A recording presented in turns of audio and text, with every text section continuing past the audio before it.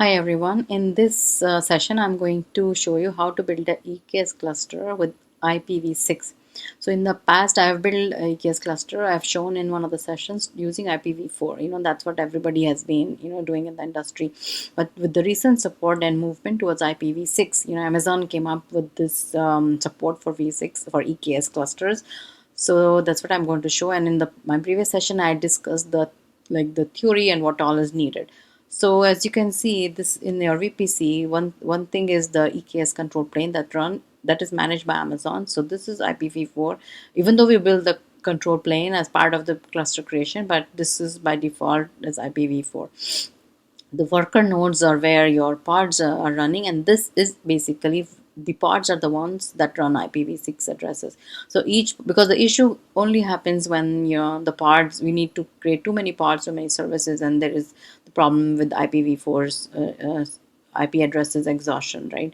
So now these pods get an IPv6 address, and it's it's 128 bits, so these can be millions of pods, and these services will also get IPv6 address. So the node, each node which runs this, it gets IPv4 and an IPv6 address. Other than that, the kubelet proxy which runs on this node, it supports dual stack, so which means both IPv4 and IPv6.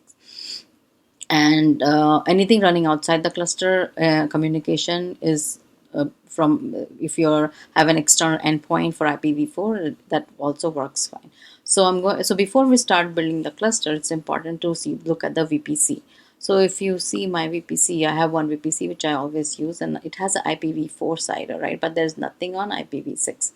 So what I'm going to do is, now I'm going to go over here and edit the CIDRs. So now as you can see, I can add, because that is the one of the requirements, the VPC should have associated with the IPv6, because otherwise it's going to be an IPv4 cluster. So here I'm going to select the CIDR, whatever Amazon it assigns to me, and that's it, and I'm going to close it. So now if you see my VPC, it gets a V6. Now now I'm ready to start creating the EKS cluster. So let me go to EKS, and I'm going to just use the create cluster option.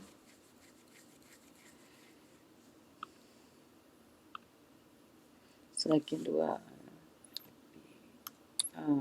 V6 test cluster, and I can use the latest Kubernetes version. And I already have a role. This I covered in a previous session, because we need a role with policies attached to it.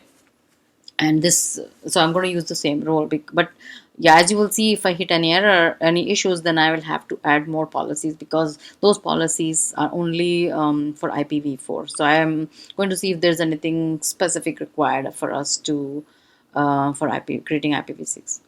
And I don't want any tags for now. So, and this is an important section, right? The networking. So my VPC is the default one, and I can pick any subnets, 3 to 5. I don't, at this point, I don't want to pick any. And so this is important. So when we are building the cluster, I'm going to see launch wizard 1 is important, default is important. I'm going to do this also, and the choose cluster IP family. So if you look over here, right, it's the IP address type is you want pods and services to receive. So if the worker nodes are contain an IPv4, EKS will configure IPv6 pod routing so that pods can communicate with external endpoints. So we need IPv6 for pods and services, right? If it's IPv4, then it will be by default it is IPv4. And then cluster endpoints, at this point I don't really want, it depends, like if you want to have public access, I'm just going to keep it private for now. And then networking add-ons. So VPC CNI, this is a very important part, right? The CNI is the one that connects the different pods and services. So for now, and this is what comes in when we build the cluster. So it has to be, so for IPv6, it has to be above 1.10.1. So, I mean, it has to be 1.10.1 or above. So I will see, I can pick maybe a next version. Just to be on the safe side. Core DNS version, so whatever is already there. So maybe I'll just go back and pick, whatever whatever they have. And then next, control plane logging, I don't want to worry about that. So this is my cluster configuration. The Kubernetes version is latest. I'm already using the existing roles. I don't have any tags at this point. I have 5 subnets. My cluster family is IPv6. My VP6, it supports the IPv6, and these are my values of for VPC CNI, and I'm going to create. So it will take at least 20 minutes for the control plane to create. So error on the screen at the bottom showed that my subnet. So I have a VP6 CIDR attached to the to the VPC, but I don't. But I also have to associate VPC. I also have to associate V6 CIDRs with my subnet. So if I look at my VPC, I have how many subnets I have? 5. Let's look at the pub workers. This is the one that we are using. So you have to go here and then you have to edit IPv6. So if you see here, I don't have any V. So I have to associate an IPv6 subnet CIDR block. And um, I have to give a prefix. So once you have associated the IPv6 by using the option edit via IPv6 CIDR settings, you have to come back to each of the subnet, and here there is, you can see enable auto assign, right? You have to also enable auto assign IPv6 address. Otherwise, when you build the cluster, you'll get an error. So this is something that's required, and that's it. And I'm going to save it. So I'm going to do that on all my subnets quickly. Let's edit subnet settings. Okay, so all the subnets, those have I associated IPv6, so I have to make sure that I only do it to those ones. So IPv6 CIDR, right?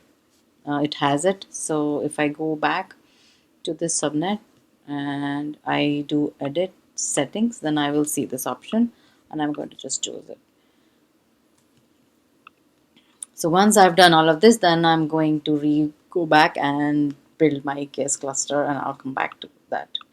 So as you can see, it started building my cluster, IPv6 test cluster version 122. Its status is creating.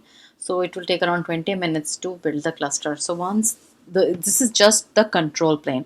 Once the control plane is ready, then the next is to create the managed node group, which will have the nodes. So one of the key things about managed node group is that we need to make sure that the instance of the nodes right now only supported are M6X large and M6A X large and M6I, which are like high performance instances. They have 4 CPU, 16 GB, so they're pretty good. So we can just create one node for now, not to spend too much money because of the capacity and resources.